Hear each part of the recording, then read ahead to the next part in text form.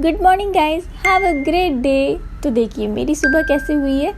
चद्दर पर फलों और सब्जियों को धोकर सुखाने से अच्छा लगता है ना। सुबह सुबह फ्रेश सब्जियां और जब फल देखने को मिल जाए, हम औरतों की ना यही छोटी छोटी खुशियां होती है। घर में सब्जी भी आ जाती है ना तो बस अलग ही माहौल बन जाता है कि आज मैं ये बनाऊंगी, है ना। उसी के साथ अनिका का आज ये लास्ट डे है वैकेशन का। गणपति हॉलीडेज चल रही है उसकी, तो उसका थोड़ा सा आजकल पैम्पर सेशन ज़्यादा चल रहा है, इसलिए थोड़ा सा उसके बालों में नारियल का तेल लगा रही हूँ। वैसे वो लगवाती नहीं है मेरे से, बहुत मेहनत और मशक्क़त के बाद वो लगवाती है। तो देखिए मैं भी बचपन में ऐसी थी, मम्मी से तेल वगैरह नहीं लगवाती थी। आज मेरी बेटी भी सेम मेरे साथ कर रही है। सो मुझे ना उसके बालों का ख्याल रखना बहुत अच्छा लगता है। इस तरह से मैं उसे तेल वगैरह लगा देती हूँ। हफ्ते में 1 बार 2 बार तो कम से कम लगा ही देती हूँ।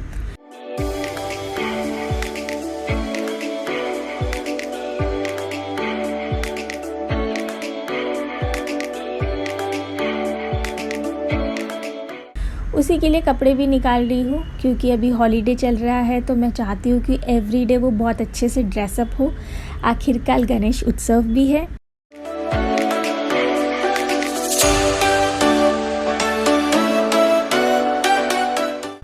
और उसका मैंने यहाँ पर शैम्पू भी निकाल दिया है। अनिका के बालों को धोने के लिए यहाँ पर मैंने जो शैम्पू अनिका को दिया है वो है मामा अर्थ का मिल्की सॉफ्ट शैम्पू। इसमें है milk protein, oat milk, calendula rich in vitamin A and D, जो कि हेल्प करते हैं मॉइस्चराइज एंड नरिश करने में बच्चों के बाल जो कि सॉफ्ट रहते हैं। इसमें है purity and goodness of milk and oat. Mama Earth के इस मिल्की सॉफ्ट शैम्पू में कोई भी टॉक्सिन नहीं है। ये बना है प्योर एंड बहुत ही अच्छे इंग्रेडिएंट से, और हाँ मेड सेफ सर्टिफाइड भी है। बहुत आसानी से अनिका इसे इस्तेमाल कर लेती है और ये बहुत आसानी से रिंस भी हो जाता है। जैसे कि आप जानते हैं सारे मामा अर्थ के प्रोडक्ट्स केमिकल फ्री है और made up of natural ingredients है। इसे खरीदने के लिए अगर आप किरण 2021 का कोड यूज़ करते हैं उनके ऑफिशियल मामा अर्थ के वेबसाइट पर, तो आपको 20% ऑफ मिल जाएगा। और इस कोड को आप उनके मामा अर्थ के ऐप पर भी यूज़ कर सकते हैं। मामा अर्थ के ये सारे ही प्रोडक्ट्स आपको अमेज़ॉन, फर्स्ट क्राई, फ्लिपकार्ट और हाँ मामा अर्थ के ऑफिशियल वेबसाइट एंड ऐप पर भी मिल जाते हैं। इनके प्लांट गुडनेस इनिशिएटिव के बारे में मैं बताना चाहूँगी। Every time you buy from them, Mamaearth will link your order on the website to a tree that they plant. By 2025, Mamaearth is aiming to plant 1 million trees as a part of this initiative. Goodness initiative के साथ ये plastic positive भी है। Mamaearth is a plastic positive. They recycle more plastic than they use. They now recycle over 120 empty plastic every month. Mama Earth के app की download link नीचे description box में दे दूंगी, जहां पर आप अर्ली सेल एक्सेस और एक्स्ट्रा डिस्काउंट पा पाएंगे। मैं आपको हाईली रिकमेंड करूंगी मामा अर्थ का milky soft shampoo for your baby, क्योंकि ये बहुत अच्छे से बच्चों के बालों को नरिश एंड सॉफ्ट बनाने में काम करता है। अनिका का गेटिंग रेडी वाला रूटीन कंप्लीट करने के बाद मेरा स्टार्ट हो जाता है। यहाँ पर मैंने भी आज बहुत ही प्यारी सी कुर्ती निकाली है पीले रंग की, और उसके ऊपर ये कॉटन की लेगिंग।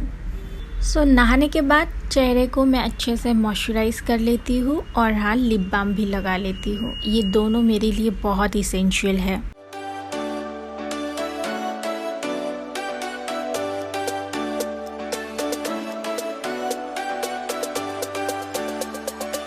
रेडी होते ही ना मैंने लंच प्रिपरेशन जो मेरी आधी अधूरी रह गई थी नहाने से पहले, उसे मैं कंप्लीट कर रही हूँ। यहाँ पर मैंने रोटी बना दी है और रोटी तो बहुत ही बढ़िया फूल रही है, पर यहाँ पर मैं सोयाबीन की सब्ज़ी भी आज के लंच में बनाई हूँ, तो वो ऑलमोस्ट पक ही गई है।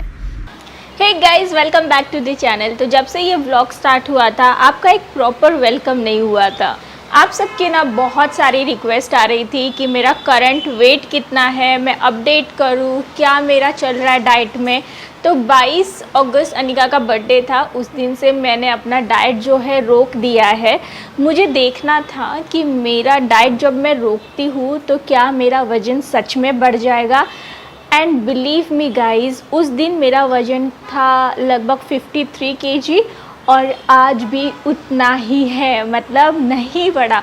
मैंने अपना रेगुलर खाना पीना चालू कर दिया है और मैं मॉडरेशन में खाती हूँ, बहुत ज़्यादा भी नहीं खाती हूँ और स्वीट्स को बहुत रेयर हाथ लगाती हूँ।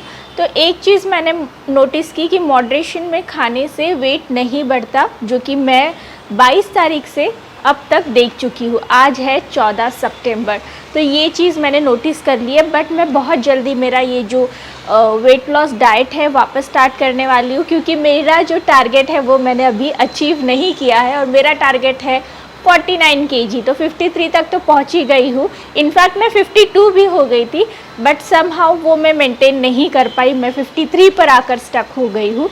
तो वापस मुझे कुछ दिनों के बाद अपनी ये जर्नी स्टार्ट करनी है। तो ये अपडेट मुझे आपके साथ शेयर करनी थी। एंड चलिए देखते हैं इस व्लॉग को। तो ये सारे ही जो कपड़े दिख रहे हैं कलरफुल लाल पीले, ये मेरे भगवान जी के हैं।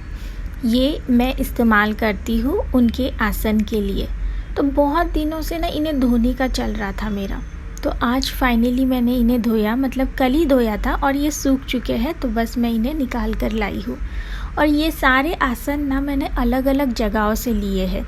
जैसे ये वेलवेट वाला जो आसन आप देख पा रहे हैं, ये मैंने गुड़गांव से लिया है। और ये जो पीला वाला कपड़ा है, ये तो एक सिंपल ब्लाउज़ का पीस है जो कि मुझे किसी ने दिया था और उसे मैंने एज अ आसन इस्तेमाल कर लिया, क्योंकि इसका कलर मुझे बहुत ही परफेक्ट लगा पूजा पाठ के लिए। और उसी के साथ ये जो अलग अलग चुन्नियाँ आपको दिख रही है ना, ये मेरी देवी जी की है। ये चुन्नियाँ मैंने अलग अलग जगहों से ख़रीदी है, जैसे कि कुछ तो फैज़ाबाद की है। फैज़ाबाद में देवकाली मंदिर है, एक बहुत ही फेमस वहाँ का मंदिर है, वहाँ से ली हुई है। फिर मैं अयोध्या गई थी, वहाँ से भी मैंने ली है। फिर अलग अलग देवस्थान से कलेक्ट की हुई ये सारी चुन्नियाँ हैं, जिन्हें मैं अपने पास इस तरह से संभाल कर रखती हूँ। इन चुन्नियों को मैं त्योहारों के अकॉर्डिंग चेंज भी करती हूँ, यूज़ करती हूँ भगवान के लिए, और मुझे बहुत अच्छा लगता है। और ये जो छोटे छोटे दुपट्टे जैसे आप देख रहे हैं ना, पीले और लाल कलर के, ये मेरे गणेश जी के वस्त्र है। इस साल मैंने उन्हें वस्त्र नहीं पहनाए हैं, क्योंकि मैं चाह रही थी मैं नया वस्त्र खरीदूँ, पर बाहर जाने का मुझे तो बिल्कुल मौका नहीं मिल पाया है। और ये छोटे छोटे जो ड्रेसेस हैं, ये मेरे कान्हा जी के हैं। तो जब अभी ये सूख गए हैं तो इन्हें अच्छे से फोल्ड करके मैंने भगवान की ही ये अलमारी रखी है, इसमें रख दिया है। और चलिए कर लेती हूँ पूजा। मैंने पूजा नहीं की थी, नहाने के तुरंत बाद ही करने वाली थी, पर किसी कारणवश मैंने सबसे पहले लंच बना लिया और फिर मैंने ये सोचा कि मैं आराम से ध्यान लगाकर शांति से भगवान की पूजा कर पाऊँगी। मुझे ना वो जल्दबाजी में पूजा करना ना बिल्कुल पसंद नहीं आता, थोड़ा सा मैं टाइम लेकर पूजा करना पसंद करती हूँ। और पूजा हो जाने के बाद यहाँ पर इस नारियल को मैंने तोड़कर छिल लिया है। इस नारियल को आप देखकर समझ ही गए होंगे कि इसका जो बैक पार्ट होता है ब्राउन वाला, उसे मैंने छीलकर निकाल लिया है। इस प्रोसेस ने काफ़ी समय लिया, मैंने वो प्रोसेस आपको नहीं दिखाई क्योंकि वो बहुत ही ज़्यादा टाइम कंज्यूमिंग थी। पर नारियल अब मेरे मोदक बनाने के लिए रेडी है। मैं गणेश जी के लिए आज मोदक भोग में चढ़ाने वाली हूँ और मैं नारियल को सीधा मिक्सर जार में पीस लेती हूँ। इससे क्या होता है ना कि इन्हें घिसना नहीं पड़ता, वरना घिसने में भी बहुत मेहनत लग जाती है। और अगर मैं इसे पीस देती हूँ ना, तो ये सेम वही काम करता है जैसे घिसने से होता है। यहाँ पर ये देखिए मेरा न्यू फूड प्रोसेसर, अच्छा लग रहा है ना। मैंने अपना मिक्सर हटा दिया है और जो एक फूड प्रोसेसर ख़रीदा था उसे भी रिटर्न कर दिया, क्योंकि वो मुझे बिल्कुल भाया नहीं, बिल्कुल अच्छा नहीं लगा। मतलब मेनली वो बहुत नॉइज़ करता था। और अब मेरे पास ये वाला फूड प्रोसेसर है जिसमें मिक्सर का भी काम हो जाता है। और आप देखिए कितनी बारीक और अच्छा नारियल यहाँ पर तैयार हो गया है। अब सबसे पहले पैन में घी डाला है, थोड़ा सा खसखस यानी पॉपी सीड मैंने डाल दिया है, और ये नारियल घिसा हुआ मतलब मिक्सर में घुमाया हुआ सेम वैसा ही है जैसे घिसने से ये बन जाता है। अब यहाँ पर मैं इसे अच्छे से मिला लेती हूँ। अगर आप चाहें तो इसमें ना ड्राई फ्रूट्स भी डाल सकते हैं, पर मुझे ना प्लेन वाला ये जो मोदक का फीलिंग होता है अच्छा लगता है। अब इसमें मैंने गुड़ का पाउडर डाल दिया है। ये पाउडर मेरे पास ऑलरेडी बना हुआ ही था, तो मैंने इसे इस्तेमाल कर लिया है और कुछ मिनटों में ये जो गुड़ का पाउडर है और नारियल का किस है बहुत अच्छे से मिल जाते हैं और एक बहुत अच्छा अरोमा क्रिएट करते हैं। इसके स्वाद को और एनहांस करने के लिए थोड़ा सा मैं जायफल को इस तरह से घस दूंगी। इससे स्वाद भी अच्छा होता है और डाइजेशन के लिए ये और अच्छा हो जाता है। और फ्लेवर के लिए यहाँ पर मैंने इलायची पाउडर भी डाल दिया है, जिससे बहुत अच्छा फ्लेवर इसका एनहांस होता है। तो इस तरह से ये जो फिलिंग है रेडी हो रही है। एक तरफ पानी उबल रहा है, इसमें 1 बड़ा चम्मच घी मैंने डाल दिया है और नमक थोड़ा सा मैं डालूंगी। नमक कम ज़्यादा कर सकते हैं, अगर आपको नमक अच्छा लगता है तो थोड़ा ज़्यादा डालिएगा, अगर आपको ज़्यादा नमक अच्छा नहीं लगता है तो थोड़ा कम डालिएगा। और अब इस गर्म पानी में मैं चावल के आटे को डाल दूँगी और लगभग 2 मिनट के लिए ढक कर रख दूँगी। और लगभग 2 मिनट के बाद जब ये थोड़ा सा पका हुआ सा फील होता है ना, तब इसे गूँथ लेना है। इसे गूँथना बहुत देर तक है, जिससे इसमें कोई भी क्रैक्स ना पड़े। और जब तक मेरी ये मोदक बनाने की प्रोसेस चल रही है ना, यहाँ पर देखिए इन दोनों का खेलना चल रहा है और अनिका अभी बहुत अच्छा टेबल टेनिस खेलने लग गई है। वैसे समय है शाम का, मैं आपको बता दूँ कि शाम के ना लगभग 6 से 7 बज रहे हैं। यहाँ पर मैंने शाम के समय पर ही मतलब 6-7 बजे ही ये मोदक बनाने की प्रोसेस स्टार्ट की थी, क्योंकि दिन भर थोड़ा सा बिजी थी। उसी के बाद मैं ऑफिस का भी काम ख़त्म कर रही थी और 4-5 बजे के बाद जब मैं फ्री हुई तब मैंने मोदक की ये प्रोसेस स्टार्ट की। तो चलिए back to modak guys. Modak बनाने के लिए ये पीला सांचा जो है इसे मैं इस्तेमाल करने जा रही हूँ। ये सांचा मैंने लिया है ऑनलाइन ही, बहुत आसानी से मिल जाता है। और मैं आपको बता दूँ ये प्रोसेस जो पहले मैं फ़ॉलो कर रही थी ये एकदम गलत थी, कि मैंने खोल कर इस पर आटा लगाया और प्रेस किया। इस प्रोसेस से अगर आप मोदक बनाएंगे तो नहीं बनेगा, इसलिए इस प्रोसेस को फॉलो मत करिए। मुझे याद आ गया 2 साल पहले भी मेरे साथ ऐसे ही हुआ था। तो सबसे पहले मोदक का ये जो बनाने वाला यंत्र है इसे मैंने बंद कर लिया और उसमें आटा डालकर प्रेस कर लिया। अच्छे से प्रेस करना है जिससे उसका शेप अच्छे से निकल कर आए। और फिर जो कैविटी बन गई है, जो होल बन गया है, उसमें ये जो नारियल हमने फिलिंग बनाई है मीठी वाली, उसे मैंने अच्छे से दबाकर भर दिया है। और अब इसे बंद करने के लिए ऊपर से मैं देखिए इस तरह से इस आटे को चिपका दूंगी और दबाते हुए प्रेस कर लूँगी। तो बस कुछ इसी तरह से ये मोदक जो है रेडी हो जाता है। हार्डली 1 मिनट लगता है एक मोदक को बनाने में। और अब देखिए मैं मोदक के सांचे को खोलकर आपको प्रॉपर मोदक दिखाने जा रही हूँ।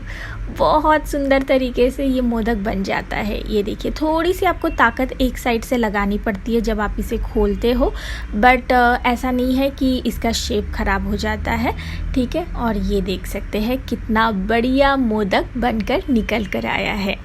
तो देखिए बस मैंने ऐसे ही बहुत सारे और मोदक बना लिए हैं। यहाँ पर मैंने पहले ही स्टीमर रख दिया था। अच्छा, इस स्टीमर में ना अगर आप चाहे तो जो पत्ते होते हैं ना केले के, उन्हें पहले बिछा सकते हो और उसके ऊपर मोदक को स्टीम करने के लिए रख सकते हो।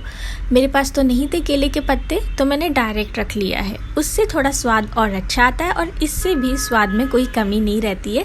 बस मैं आपको ऑप्शन बता रही थी। और यहाँ पर मोदकों को अच्छे से मैंने रख दिया है। थोड़ा स्पेस देकर ही मैं रखूँगी, क्योंकि ये मोदक जैसे ही स्टीम में पकने लगते हैं तो साइज़ इनका थोड़ा सा पहले से बड़ा हो जाता है, इसलिए थोड़ा मैंने स्पेस छोड़ा हुआ है। और लगभग 15 से 20 मिनट में इन्हें अच्छे से स्टीम करवा दूंगी। और यहाँ पर मैंने मेरी इस प्लेट में इन मोदकों को निकाल लिया है। साइज़ पहले से तो बड़ा हो ही गया है, पर इसकी खुशबू बहुत सात्विक है। और इसके ऊपर मैंने घी डाल दिया है। अगर आप चाहे तो केसर दूध भी डाल सकते हैं, पर मुझे घी वाले मोदक ज़्यादा अच्छे लगते हैं। और यहाँ पर गणेश जी को मैंने भोग लगा दिया है। प्लेट बहुत गर्म थी इसलिए टिश्यू पेपर से पकड़ा हुआ है, ठीक है। सो मैं बहुत ज़्यादा इस समय खुश हूँ कि गणेश जी को फाइनली मैंने उकड़ीचे मोदकों का भोग चढ़ा दिया है। बापा को खिलाने के बाद मैंने घर में सबको खिलाए। मेनली सबसे पहले तो राज को मोदक खिलाया और राज को ये बहुत अच्छे लगे। और राज के बाद अनिका को तो इतना ज़्यादा पसंद आए कि उसने मुझे डिमांड किया कि उसे और एक दिन मोदक खाने हैं। वैसे मेरे लगभग 14-15 मोदक बन गए थे। जितना मैंने आपको आटा दिखाया, फिलिंग दिखाई, उससे 14-15 मोदक बन गए थे। मोदक और डिनर करने के बाद यहाँ पर ये देखिए अनिका ने थोड़ी सी शैतानी की है। इस बोर्ड पर पता नहीं क्या ड्रॉ करके रखा था, इसे मैं मिटाकर अपना जो कल का मेन्यू है उसे लिख रही हूँ। जब से मैंने ये मेन्यू यहाँ पर इस तरह से लिखना चालू किया है ना, मैं बहुत ज़्यादा सॉर्टेड फील करती हूँ। और मेरे से ज़्यादा मैना को पता रहता है कि पोहा के लिए, इस सब्ज़ी के लिए क्या चॉपिंग करनी है, वो चॉपिंग करके रखती है और मेरे लिए आसान हो जाता है कि मैं पूरे दिन सॉर्टेड रहती हूँ। तो मैं आपको भी रिकमेंड करूँगी कि इस तरह से अपनी प्री मील प्लानिंग करके रखिए आप भी।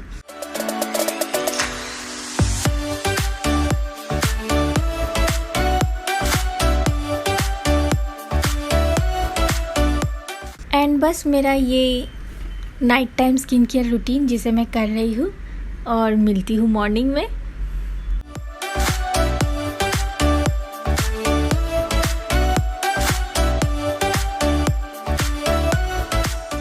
Good morning guys. तो बस मॉर्निंग हो चुकी है, सुबह के 7:15 बज रहे हैं और वही अपना रूटीन, ब्रेकफास्ट बनाओ, बच्चे को उठाओ क्योंकि आज अनिका की स्कूल वापस स्टार्ट हो रही है। गणेश उत्सव की उसको वैकेशन थी, तो 5 दिन के जो गणेश उत्सव होते हैं वो ख़त्म होते ही उसका आज से स्कूल चालू हो रहा है, तो उसे भी उठाना है।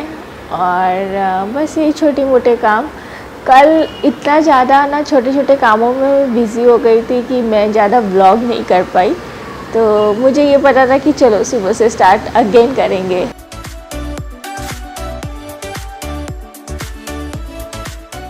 ओके गाइस, जैसे कि आपने मेरे वज़न को देखा 53.9 आया है। कल मैंने बोला था ना कि 53 की रेंज में रहता है, वैसे आज 53.9 इसलिए भी आया है कि कल थोड़ा मैंने मोदक वगैरह ज़्यादा खा लिए थे। पर अगर कल मैं मोदक नहीं खाती तो बिलीव मी मेरा 53.4 या 5 आता। और इस समय मेरा पेट अभी साफ़ भी नहीं हुआ है, मतलब आप क्या मैं बोल रही हूँ आप समझ ही गए होंगे। सो इसका मतलब मैं यही बता रही हूँ कि मैं मॉडरेशन में खाना खा रही हूँ, लिमिट में कर रही हूँ, चीनी से थोड़ा दूर रह रही हूँ। और तब जाकर मतलब अभी 22 तारीख से अब तक मैं अपने वज़न को आराम से कंट्रोल कर पाई हूँ। ऐसा कुछ नहीं हुआ कि जैसे ही मैंने डाइट छोड़ी मेरा वज़न बढ़ गया, बिल्कुल ऐसा नहीं हुआ। और शायद कल या परसों से मैं अपना डाइट स्टार्ट कर दूँ क्योंकि टारगेट क्या है 49 का। यहाँ पर ब्रेकफास्ट में आज मैं बना रही हूँ पोहा के लिए तेल में मैंने डाल दी है मूंगफली को मैं पहले भून लूँगी क्योंकि वो कच्ची मूंगफली पोहे में ना बिल्कुल अच्छी नहीं लगती है। जैसे ही मुझे लगता है कि मूंगफली भून गई है, मैंने यहाँ पर आलू भी डाल दिया है और आलू को पहले मैं 80 to 90% कुक कर लूँगी और कुछ भी नहीं डालूँगी। इसे यहाँ पर पकने के लिए ना लगभग 2 से 3 मिनट लग जाते हैं और मैं ढककर पकाती हूँ जिससे ये जल्दी से पक जाए। जैसे ही मुझे लगता है कि आलू पक गए हैं, मैंने यहाँ पर थोड़ी सी राई डाल दी है, मस्टर्ड सीड्स और कड़ी पत्ता और मिर्ची, इन्हें डालकर अच्छे से मैं भून लेती हूँ और खुशबू बहुत ही अरोमेटिक आ रही है सुबह सुबह एकदम। और उसी के बाद यहाँ पर लंबा कटा हुआ प्याज मैं डाल रही हूँ। इसे भी मैं तब तक भून लूँगी जब तक ये हल्का ब्राउन ना हो जाए। अब मैं इसमें हल्दी डाल देती हूँ, हल्दी को अच्छे से तेल में मिक्स कर लेती हूँ, भून लेती हूँ और उसी के बाद ये भिगोया हुआ पोहा मैंने डाल दिया है। भिगोया मतलब अब समझ गए ना, पोहे की प्रोसेस तो आप भी जानते हो। बस मैं बहुत दिनों से आपको पोहा बनाना नहीं दिखाई थी तो सोचा कि दिखा दूँ। और इस पोहे में मैं सबसे पहले यहाँ पर थोड़ा सा चीनी डालूंगी। अच्छा, जो विदर्भ साइड के महाराष्ट्रियन होते हैं ना, वो थोड़ा सा पोहे में चीनी डालते हैं, ठीक है, मैं आपको पहले ही बताना चाहूँगी। और स्वादानुसार नमक। बस अच्छे से मिलाकर मैं इसे लगभग 2-3 मिनट के लिए और ढककर पकाऊंगी जिससे हल्दी वगैरह, नमक, चीनी हर जगह अच्छे से लग जाए। और जब तक मैं पोहा बना रही थी, मैंने सारे जो मौसम्बी और संतरे हैं इन्हें धोकर अच्छे से काट लिया है क्योंकि मैं बनाने जा रही हूँ जूस। आजकल मैं एवरीडे अपने पूरे फैमिली को फ्रेश फ्रूट जूस पिला रही हूँ और ये जूसर जो कि मेरा फूड प्रोसेसर कम जूसर भी है, अमेजिंगली जूस निकाल कर देता है। बहुत इजी टू यूज़ है और सबसे अच्छी बात कि घर का बढ़िया फ्रेश जूस मैं अपने फैमिली को सुबह सुबह पिलाती हूँ तो मुझे एक अलग ही खुशी हो जाती है। हार्डली 5 to 6 मिनट्स लगते हैं, 3 ग्लास 4 ग्लास जूस आराम से निकल जाता है और कितनी आसानी से निकल रहा है आप खुद देख सकते हैं। अगर आपको इस फूड प्रोसेसर पर अलग से वीडियो चाहिए तो भी मुझे बताइएगा। इसे ख़रीदे हुए लगभग 1 हफ़्ता हुआ है और मैं इसे बहुत अच्छे से अभी इस्तेमाल कर रही हूँ। और यहाँ पर ट्रे लग रही है, जी हाँ, ब्रेकफास्ट की। ये है सोक आमंड्स, 2 ग्लास जूस। अनिका थोड़ा देर के बाद नाश्ता करती है तो उसका जूस मैंने अभी यहाँ पर नहीं निकाला है और मैना को जूस मैंने ऑलरेडी दे दिया है। और यहाँ पर गर्मा गर्म पोहे। तो ये था मेरा आज का मॉर्निंग ब्रेकफास्ट। ख़त्म करती हूँ इस व्लॉग को यहीं पर, मिलती हूँ अगले व्लॉग के साथ। आई रियली होप आज का व्लॉग देखकर आपको अच्छा लगा होगा।